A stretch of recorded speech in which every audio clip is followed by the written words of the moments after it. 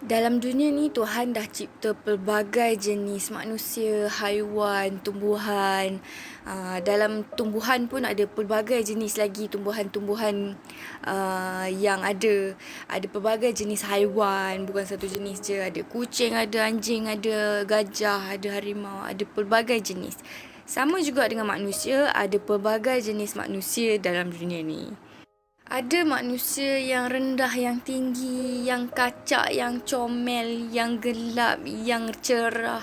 Ada banyak jenis, pelbagai variasi bentuk manusia, penampilan manusia. Gaya berfikir pun macam tu, ada pelbagai jenis. Tapi semuanya ada kelebihan masing-masing, ada hikmah di sebalik. Kalau ada kelemahan, ada hikmah di sebaliknya.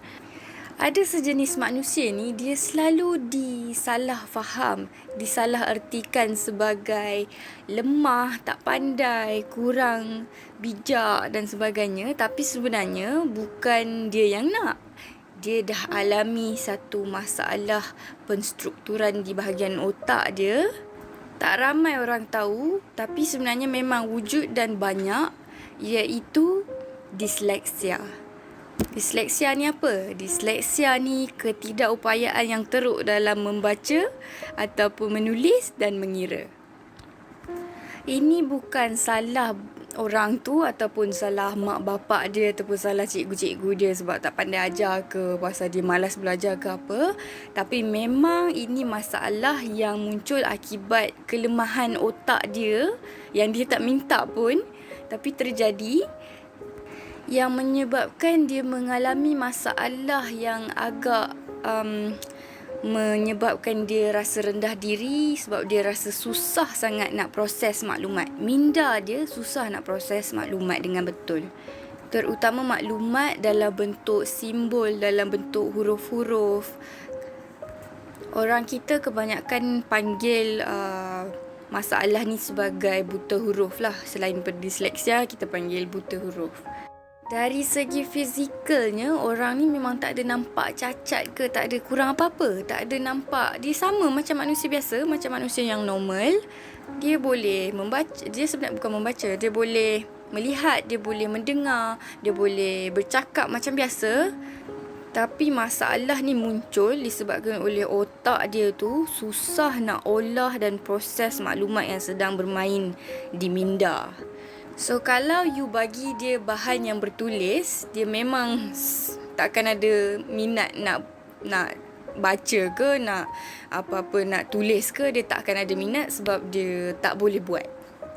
Mereka ni lebih gemar kepada benda-benda yang berbentuk visual, gambar-gambar, bukan yang bertulis. Disleksia ni bukannya satu penyakit, tapi dia sebenarnya macam gangguan yang dialami oleh seseorang, terutama kanak-kanak lah. Kebanyakannya ada di sekolah biasa, kebanyakannya ada pelajar yang dikategorikan sebagai disleksia sebab dia punya kemampuan untuk membaca tu tak setaraf dengan kawan-kawan sebaya dengan dia. Masalah ni sangat penting untuk setiap orang tahu sebab kemungkinan besar orang-orang disleksia ni ada dalam hidup kita dan kita dah salah faham dengan dia. Sebab dia kadang-kadang dia sebut perkataan pun macam salah. Dia nak sebut perkataan lain, tersebut perkataan lain. Dia memang ada masalah dari segi bahasa lah. Dan benda yang paling penting yang kita kena tahu adalah masalah disleksia ni dia tak ada kena-mengena pun dengan kecerdikan. Dia tak mengganggu pun seseorang tu untuk menjadi cerdik. So, tak semestinya kalau you ada disleksia, you bukan orang yang pintas. Itu satu pandangan yang salah. And sebenarnya ramai orang-orang yang genius kat dunia ni yang sebenarnya ada masalah disleksia. Contohnya macam Albert Einstein, Beethoven, Tom Cruise, Thomas Alva Edison, ada banyak.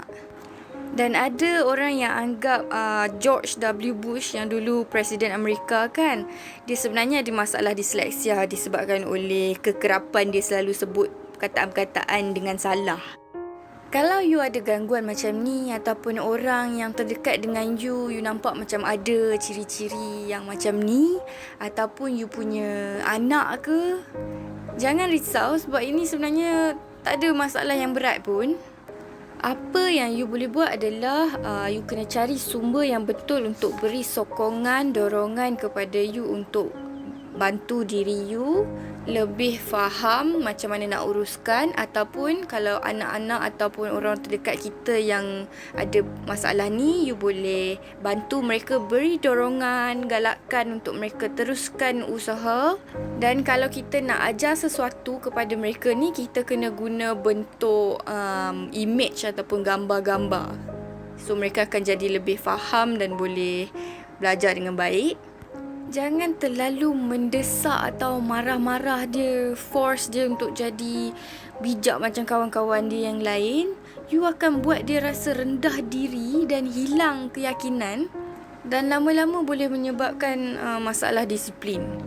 Ataupun you punya anak ataupun kawan-kawan you ataupun sesiapa yang you kenal yang ada masalah ni, dia akan cepat berputus asa kalau tak ada sokongan yang baik. Kalau orang selalu pandang dia negatif, memang dia akan hilang keyakinan diri, dia akan rasa rendah, rasa terhina.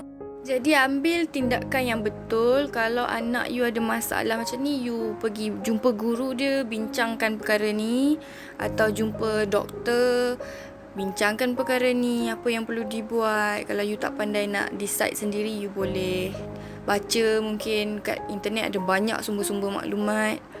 Cuba bantu mereka kembangkan potensi yang ada dalam diri. Tak semestinya tak boleh membaca, tak boleh menulis, tak boleh buat benda apa-apa.